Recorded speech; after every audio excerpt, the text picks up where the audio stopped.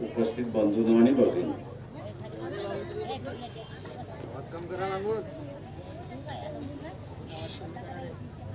विदर्भाच्या कुठलंही पीक असेल किंवा विदर्भातलं खनिज असेल तर याला एक असं उदासीन भूमिका आपल्याला त्या ठिकाणी दिसते.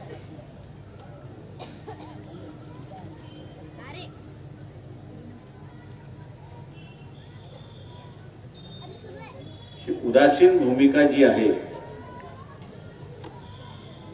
त्याचे एकमेव कारण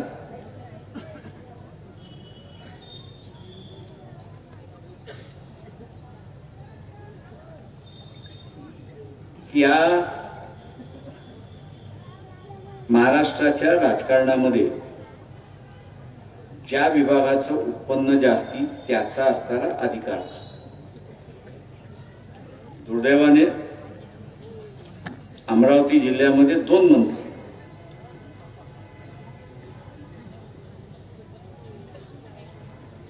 पण या दोन्ही मंत्र्याने एकदा तरी संत्र्याचा किंवा कापसाचा प्रश्न किंवा इथला असणारा खनिजाचा प्रश्न त्या कॅबिनेट मध्ये मांडलाय का हे पहिल्यांदा त्यांनी खुलासा करा.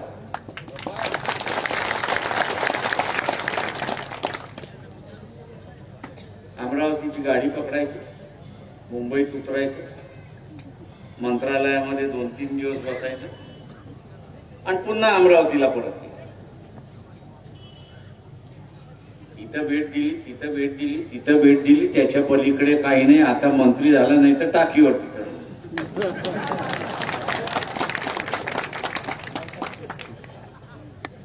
म्हणजे नौटंकी शिवाय दुसरं काहीच नाही. आणि माझं म्हणणं आहे की नौटंकी ते कॅबिनेट मध्ये करणार, कॅबिनेटच्या बैठकीमध्ये नौटंकी कर. आणि कॅबिनेटच्या बैठकीमध्ये नौटंकी केली तर त्याला माहिती आहे दुसऱ्या दिवशी गांडीवरती लाभ.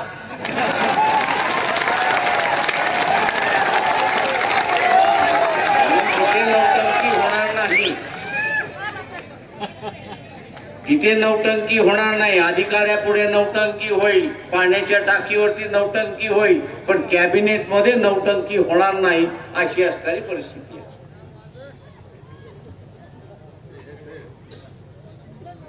मी अनेक वेळा म्हणालो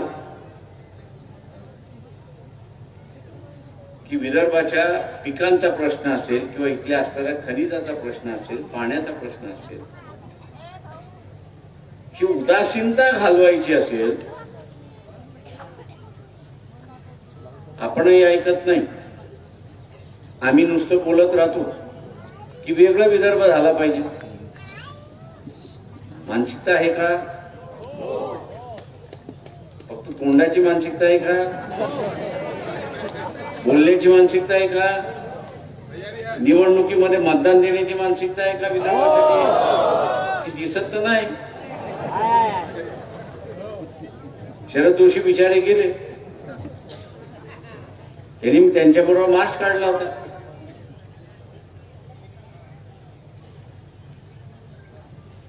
ही उदासीनताच खऱ्या अर्थाने विदर्भाची मारक आहेत हे आपण असताना लक्षात घ्या.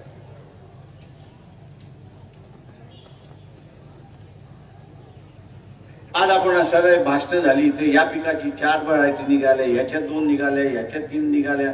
पीकेवीन सांगितलं आम्ही 2 व्हरायटी काढलेल्याच आहे. चांगली गोष्ट आहे, स्वागत आली.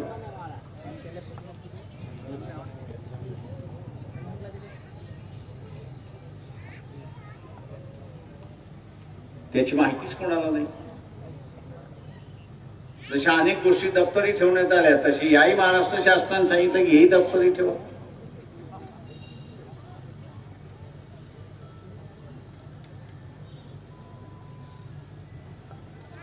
ब्याण्णव 93 मध्ये इस्रायल बरोबर बसून पीकेबीने असणाऱ्या कापसाचं संशोधन केलं.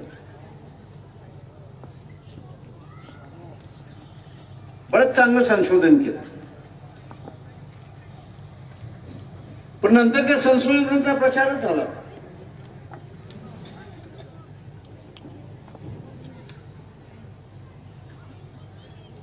याचं कारण की ज्याला आपण निवडून देतो त्याला असणारा त्याच्यामध्ये इंटरेस्ट नाही, त्याला फक्त असणारा पश्चिम महाराष्ट्रातल्या आमदार खासदाराची बॅग वाजवण्याच्या पलीकडे, बॅग वागवण्याच्या पलीकडे दुसरं त्याला काम मिळणार. हे दुर्दैव आहे.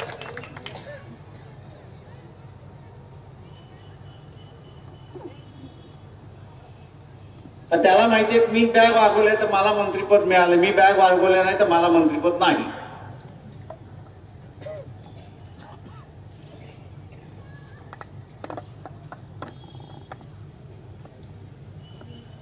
ही जर लिडरशिपची क्वालिटी असेल, ही जर निवडून दिलेल्या व्यक्तीच्या असणारा प्रतिबिंब असेल तर त्याला त्या महाराष्ट्रामध्ये विचारणार तरी कोण आहे? कॅबिनेटमध्ये कोण विचारणार?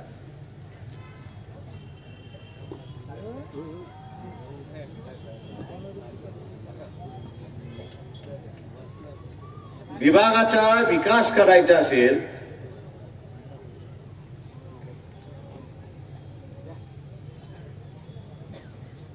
तर राज्य सत्तेची गरज आहे, नाही असं नाही.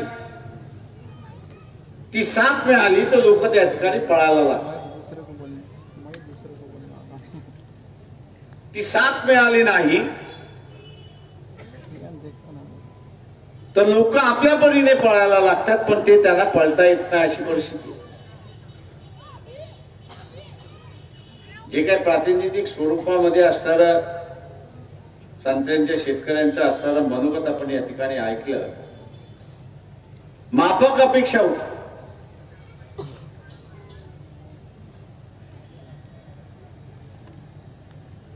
माफक अपेक्षा त्यांनी काय व्यक्त केली की शरद पवारांसारखा व्यक्ती साखर कारखान्यासाठी कारखाना वाचावा म्हणून आतोनात प्रयत्न. एखाद्या वर्षी साखरेचं पीक गेलं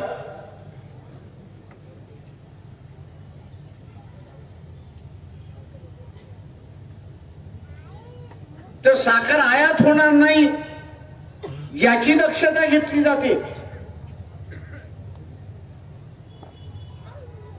कच्ची साखर आणल्या जाते, ती कच्ची साखरची प्रक्रिया त्या साखर कारखान्यामध्ये केली जाते आणि कारखाना जागवण्याचं असताना कामकाज केलं जातं. अशी असणारी परिस्थिती.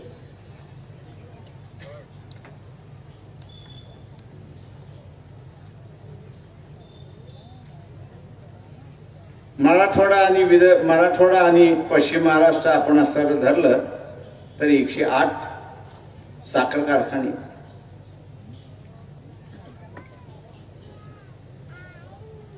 सहकारी तत्वावरती उभे राहिलेले 108 सहकारी कारखाने. जे कारखाने उभे करत असताना शेतकऱ्याला सांगितलं की तू 1 रुपया फक्त उभा कर, तू 1 रुपया उभा कर, 9 रुपये आम्ही तुला देतो. म्हणजे 100 रुपयातले 10 रुपये तू उभा कर, 90 रुपये आम्ही तुला देतो. आणि कारखाने उभे राहिले. ते धोरण इथं का द्याल?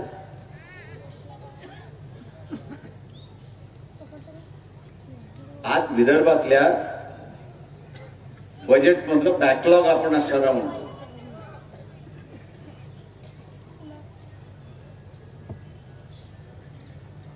मंत्री महोदयांना याचीही जाणीव नसेल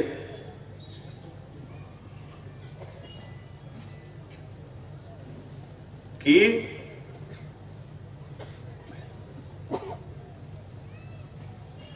गव्हर्नरच्या अध्यक्षतेखाली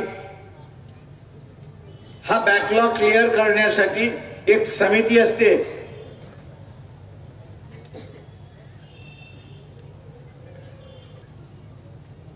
रिजनल बॉडी ज्याला असं म्हटलं जातं, आज ती पण नाही.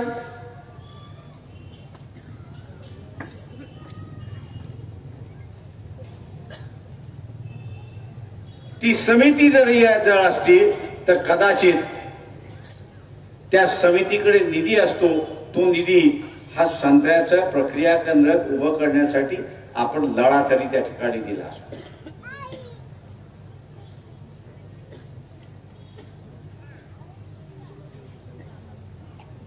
इतकी व्यवस्था उदासी.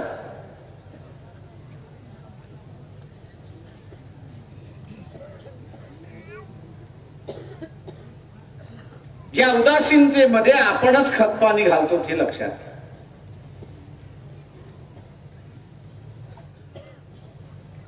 काय सांगितलं जातं की विदर्भ स्वतःच्या पायावरती उभा राहू शकत नाही. मी दुर्दैवाने असं म्हणतो की ज्या दिवशी विदर्भ वेगळा झाला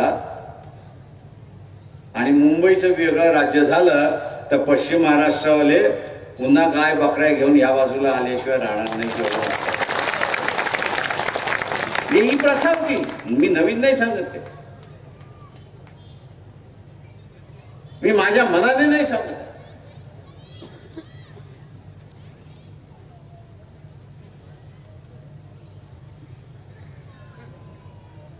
कोकणातल्या डोंगरांमधलं पाणी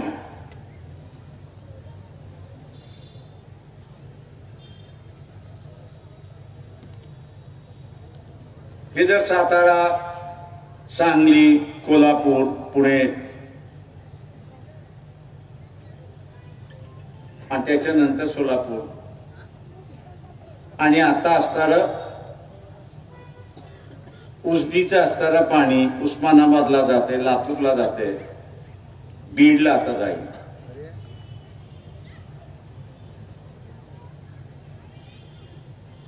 तर हिरवागार प्रदेश आपल्याला दिसला नसता. इन्व्हेस्टमेंट केली, चांगली केली, स्वागत आली. चूक झालं मी अजिबात म्हणणार नाही. तिथल्याही लोकांचा विकास झाला पाहिजे. पण जो भाग खाऊन पिऊन सुखी होता, जो भाग खाऊन पिऊन सुखी होता, आज नियोजन नाही म्हणून तो असणारा दुःखाच्या अवस्थेमध्ये गेला. अशी परिस्थिती. विदर्भ हा खाऊन पिऊन सुखी होता, 80 पर्यंत सुखी होता. 80च्या नंतर दुःखाच्या सावटीमध्ये गेलाय. या दुःखाच्या सावटीमधून बाहेर पडायचं असेल तर वेगळ्या विदर्भाशिवाय दुसरं राज्य नाही, एवढं लक्षात. आज इथला 17 जातोय कुठे? कुठे जातो? हैदराबादलाच जातो ना. एक्सपोर्ट होत असेल तर फक्त बांगलादेशला.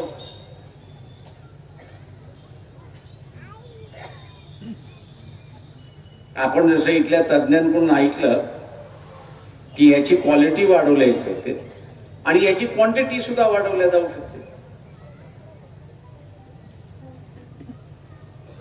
पण क्वांटिटी वाढवायची असेल आणि क्वालिटी वाढवायची असेल तर त्याला शासनाचा पाठिंबा पाहिजे.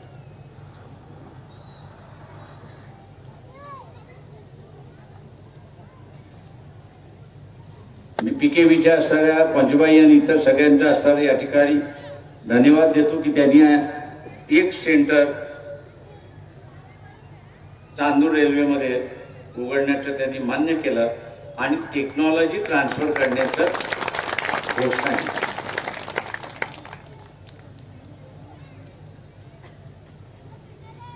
पण एक भाग आहे त्याच्यातला,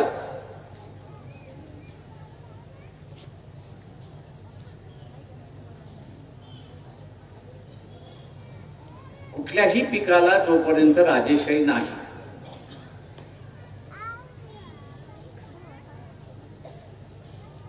तोपर्यंत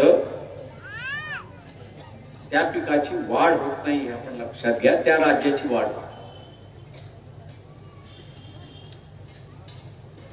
कृषी मंत्री काय काय नावं घेतात मला माहित नाही,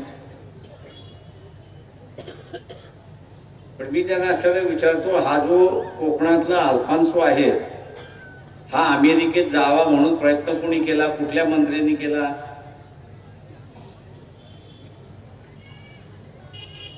कुठल्या मंत्र्यांनी केलं नाही. याच अकोल्यामधला असणारा आलशी नावाची व्यक्ती आहे,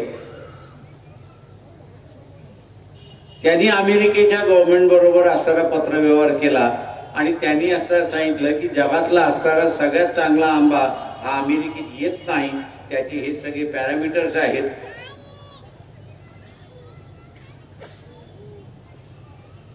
आणि BRCने एक मशीन साध्य केलेली आहे की त्याच्यातून आंब्याच्या घरामध्ये कीड आहे की नाही हे असणारं पाहायला जाऊ शकतं. तो त्याच्यातून पास झाला तर मग अमेरिकेमध्ये यायला अडचण काय. त्याच्या ह्या पत्रव्यवहाराने कोकणातला अल्फान्सो हा असताना अमेरिकेत जायला गेला, महाराष्ट्र शासनाने नाही.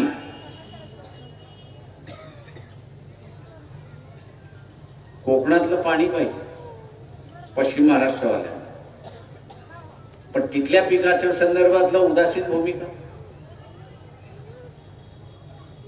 तिथे त्यांच्या जवळ आहे, 50 किलोमीटर क्रॉस केलं की कोकण.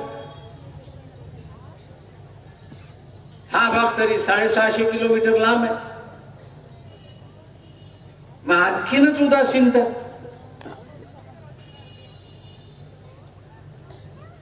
ही उदासीनता घालवायची असेल, आज जेवढे आमदार दिसत आहेत ना त्यांना पहिल्यांदा झोपा, आमदारांना खासदारांना झोपा.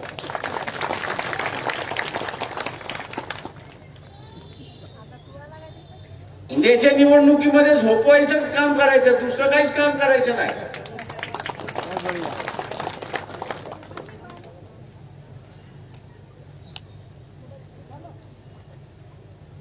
पाच वर्षांनी यांचं लायसन्स एक्सपायर होतं. ते रिन्युएशन साठी आपल्याकडे येतात.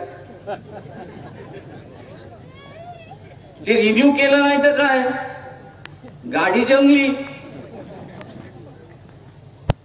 ठिकाणी उभी राहिली. मग आपल्याला जंग लागू नये म्हणून नाचायला सुरुवात करतात. करा नाचा.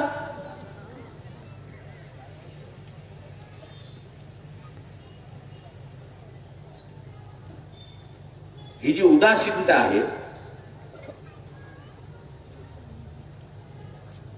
एक अत्यंत सुखा समाधानी असणारा प्रदेश हा हळूहळू हळूहळू आता असणारा दुःखामध्ये जायला लागलाय. पाण्याची पातळी ही सुद्धा आता 800 फुटावरती जायला लागलेली आहे.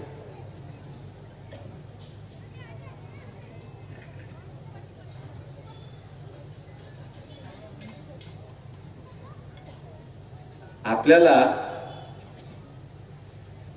एक फार मोठा रोग लागतो. सांगत होते की काय काय नावं घेते तुम्हाला माहित नाही, पण ह्या आमच्या रोगाचं काय नाव आहे तेवढं तुम्ही फक्त द्या, आम्हाला एवढंच सांग, म्हणजे मग त्याच्यावरती शोधता येईल काय औषध आहे.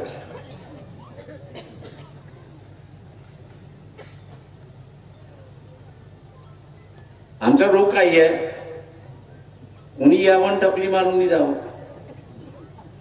विमान खाली घालवतो पुन्हा ताट होतो, पुन्हा दुसरा येतो टपली मारतो मी आपला ताट, पण मी वळून त्याचा हात पकडायला कधी वळत नाही. हा कुठला रोग आहे तो फक्त मला कळत नाही.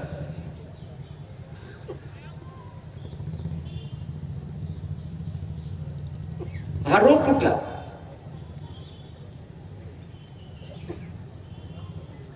मी नेहमी म्हणत असतो शेतकऱ्यांनी आत्महत्या करणं बंद करा, आणि मरायचंच असेल ते एका आमदाराला घेऊन मरा ना.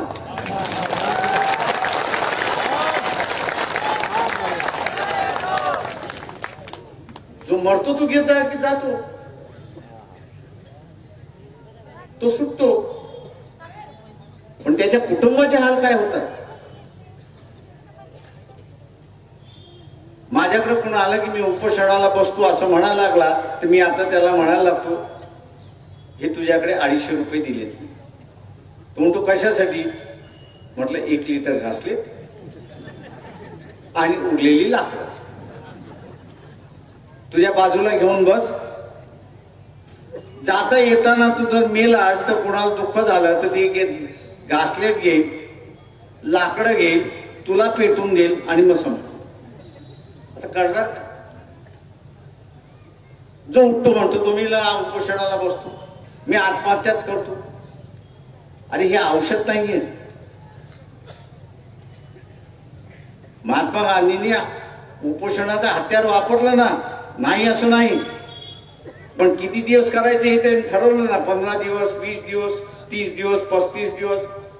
आणि तेवढी प्रॅक्टिस केली ना,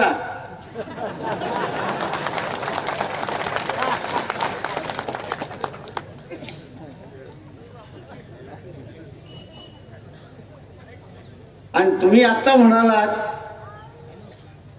की हे महात्मा गांधींचं औषध मी वापरेन, ते सगळ्यांना माहित पडले. नवीन काय राहिले त्याच्यामध्ये? ब्रिटिशांना नवीन होतं ते.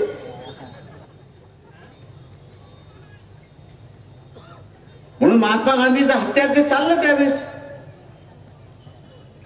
आता ते बोथट झाले. फक्त आमच्यासारख्याला त्रास. अमुक कार्यकर्त्याचं फोन, साहेब तो उपोषणाला बसलाय, त्याला भेट द्या.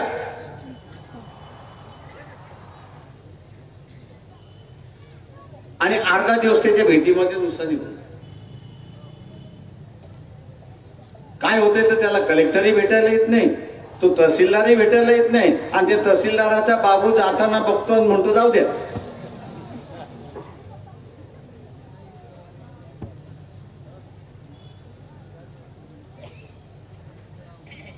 ही मानसिकता आपली बदललेली आहे.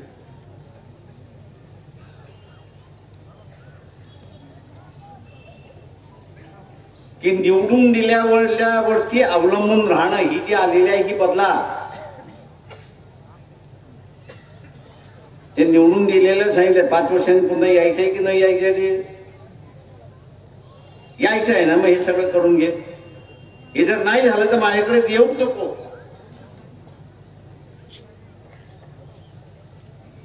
आत्मानेने आपण असं जगायला शिकलो तर पूर्वीसारखी सुबत्ता ही आपल्याकडे आल्याशिवाय राहणार नाही, हे असं लक्षात घ्या.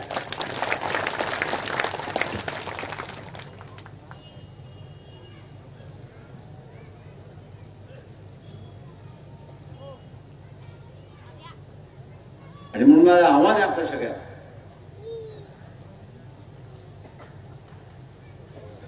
की आपण असं ही संत्रा परिषद घेतली. अधिकारी वर्गाने काय काय झालं पाहिजे, काय काय केलं पाहिजे याची असणारी एक मांडणी केली. त्याचा पाठपुरावा आपण करू.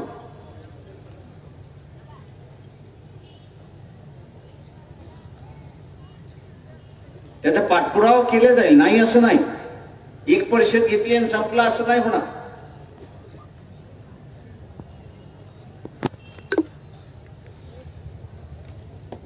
या फळाचं आयुष्य वाढवण्यासाठी जे काही शीतगृह पाहिजे किंवा ते सुकू नये, त्याच्यातल्या घरातला असणारा जो काही ज्यूस आहे तो तसाच राहावा, रस तसाच राहावा. म्हणून बाहेरून त्याला असणारा जी काही कोटिंग द्यायची गरज असते त्याचा पाठपुरावा आपण करू.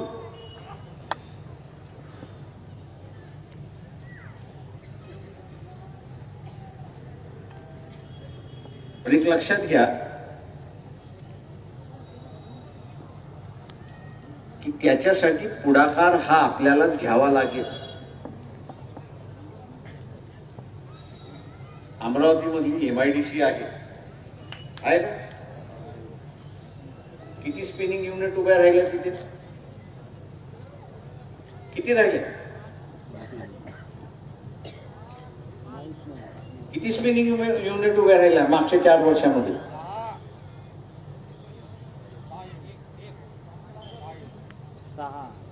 अमरावती मधले एकाची तरी आहे का?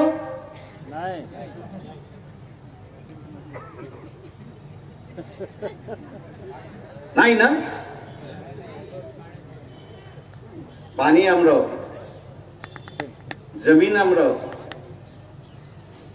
वीज अमरावती, कापूस अमरावती म्हणून, कामगार सुद्धा अमरावती म्हणून. फक्त मालक कुठंतरी वेगळा आहे.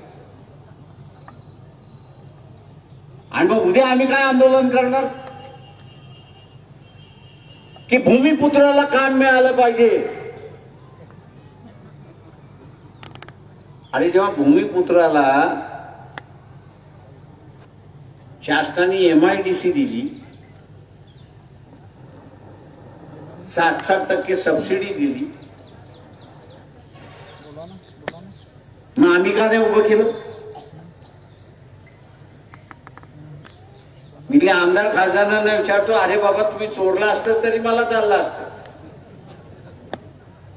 100 कोटीचा प्रोजेक्ट तुम्ही 200 कोटी रुपयाचा दाखवला असता आणि उभा केला असता तरी चाललं असतं. 100 कोटी खाल्ले तरी चाललं असतं. पण या भागातल्या लोकांसाठी जी विकास निधी आली त्या विकासापासून आपण दूर राहिलो.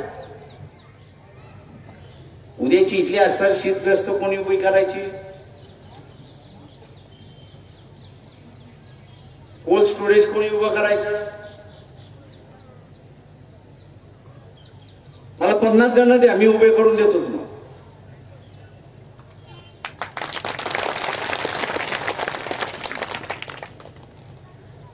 कोणी असेल 50 जण या, मी 50 इथे असताना कोल्ड स्टोरेज उभे करून देतो. पण मानसिकता आहे.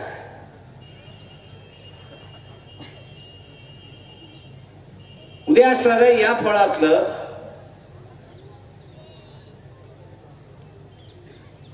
त्याचं आयुष्य वाढवण्यासाठी असणारं जे काही आहे, किंवा इथे मगाशी मला ते अधिकारी सांगत होते की इथं असणारं सॉर्टिंग झालं पाहिजे, म्हणजे लहान मोठा छोटा export quality non export quality असा जो आहे ते सेपरेशन करणारं उभं करतायत. पण तुम्ही पुढे आल्याशिवाय होणार नाही ना. सगळ्याच गोष्टी शासनावरती अवलंबून चालत नाही.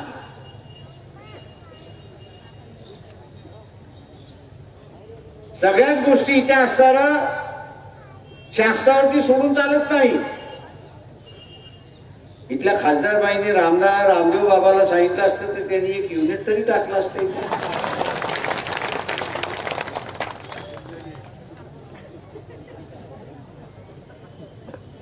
का हल्ली असताना रामदेव बाबांनी योगा सोडलेला आहे, फॅक्टऱ्या उभ्या करत चाललेला आहे.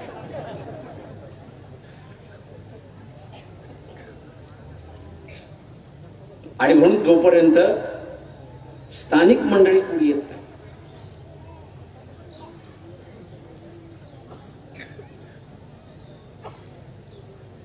स्थानिक नेतृत्व पुढे येत नाही,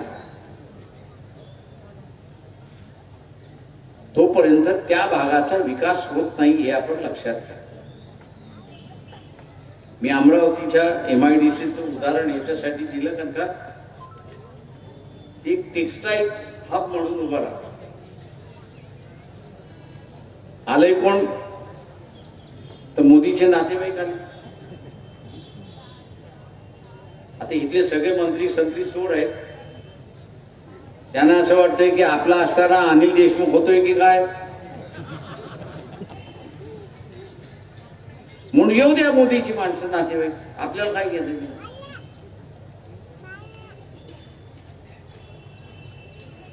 आणि म्हणून आंदोलनाच्या माध्यमातून आजच्या परिषदेच्या माध्यमातून आपण असणारे काही प्रश्न वेशीवरती आण शासनाच्या पातळीवरती आहेत ती सोडवण्याचा आम्ही असणारा प्रयत्न करू. नाही असं नाही, पण या शास्त्रज्ञांचा उपयोग जर करून घ्यायचा असेल तर स्थानिक नेतृत्व उभं राहिलं पाहिजे हे असताना लक्षात घ्या.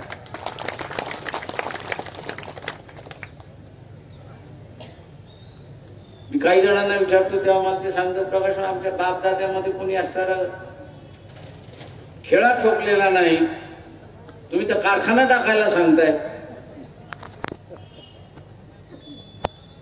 म्हटलं बापदादांनी खेळा ठोकला नसेल तर म्हटलं कारखाना तर ठोकून टाक, तेवढी तर मानसिकता ठेव.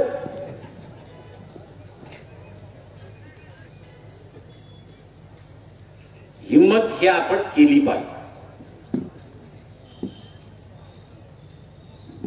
मुसलमान कसा हातगाडी घेतो, जे काही त्याला दिसलं ते हातगाडीवरती टाकतो. एका ठिकाणी कुठंतरी उभा राहतो चौकामध्ये आणि असा बोंबलतो की लोकांना असताना खरंच वाटलं पाहिजे आणि आपण त्याला विकत घेतो. त्याच्या उदरनिर्वाहासाठी तो असणारा करतो. हे तर आपल्याला असणाऱ्या आपल्या विभागाच्या विकासासाठी आणि स्वतःच्या असणाऱ्या उपजीविकेची साधना आहे. तिथं पुढे येणं गरजेचं आहे.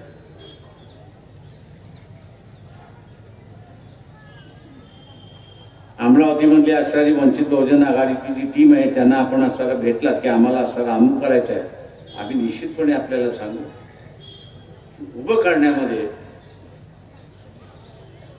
आम्ही पूर्णपणे मदत केल्याशिवाय राहणार नाही हे असणारं.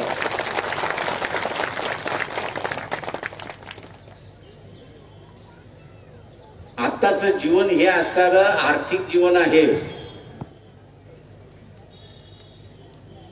की बीजेपी RSS वाली येतात ना, धर्म धर्म धर्म धर्म करत. त्यांना म्हणावं तुमच्या धर्माने आम्हाला असणारा संत्र्याचा प्रश्न सोडवून द्या. सुटणार नाही का? धर्म एका बाजूला, आर्थिक प्रश्न दुसऱ्या बाजूला.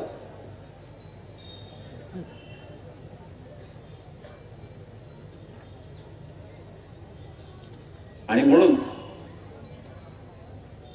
परिषद आपण घेतली, प्रश्न वेटीस आपण टांगले. एक सरकारच्या दरबारी आहेत असं समजून चालणार नाही. अर्धे प्रश्न सरकारच्या दरबारामध्ये आहेत आणि अर्धे प्रश्न आपल्या दरबारामध्ये आहेत हे असणारं लक्षात.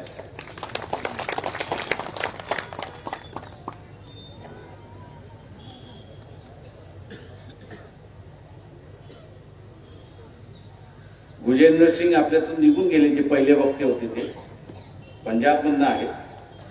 कीवी त्यांच्या इथे असणारा होतो. ते आज असते तर त्यांना एक तुमच्यासाठी असणारा एक प्रश्न विचारला असता की कीवीवरती फक्त वॅक्सिंग करणारे प्लांट किती आहेत तेवढेच फक्त पंजाबमध्ये सांगा. दर 3 किलोमीटरवर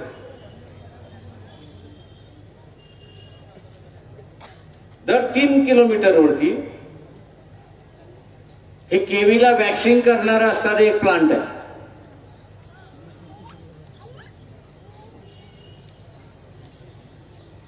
आणि म्हणून त्यांची स्थिती आपल्यापेक्षा चांगली. इतर गोष्टी आहेत की नाही असं म्हणत नाहीये,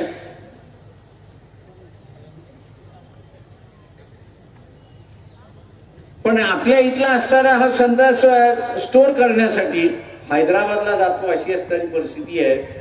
इथलं मार्केट डेव्हलप करायचं असेल तर त्याच्याच बरोबर इन्फ्रास्ट्रक्चर हाही डेव्हलप झाला. जे मूलभूत सुविधा ज्याला आपण म्हणतो त्या मूलभूत सुविधा सुद्धा इथे असणाऱ्या डेव्हलप झाल्या पाहिजेत. आणि ते विकसित करण्याचं कामकाज हे स्थानिक मंडळीच्या हातातूनच त्या ठिकाणी होईल. तिथे सरकार आणि बाहेर असं कोणी करणार नाही. आणि एखादा असणारा संत्रा हब जर केलं त्या टेक्सटाईल हब सारखं, तर अमरावतीपेक्षा बाहेरचाच व्यापारी आलेला दिसेल अशी परिस्थिती आहे. मग मी मागाशी म्हटल्याप्रमाणे भूमिपुत्राचं काय झालं, बोमाबोम कोण मारणार? तर आम्हीच मारणार. ज्यावेळेस भूमिपुत्रासाठी काहीतरी केलं जात आहे त्यावेळेस भूमिपुत्र उदासीन राहून चालत नाही. तर त्या भूमिपुत्राने पुढाकार घेतला पाहिजे. तो पुढाकार आपण घ्याल. आणि मी जसं म्हणालो की आम्ही पूर्णपणे आपल्याला मदत करायला तयार आहोत. एवढं बोलून या ठिकाणी थांबतो.